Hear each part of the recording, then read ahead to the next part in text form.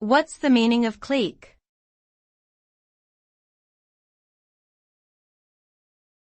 Clique.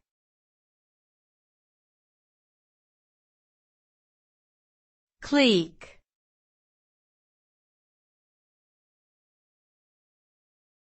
Clique.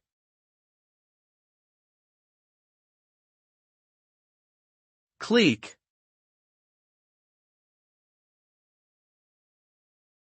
A clique refers to a close-knit group of people who share similar interests and spend a lot of time together. It usually involves a high degree of exclusivity and often forms within larger social circles. Cliques can be found in various settings such as schools, workplaces, and social organizations. The term is often used to describe a group that is perceived as elitist or snobbish. Cliques can have both positive and negative effects on individuals and society as a whole, depending on their behavior and values.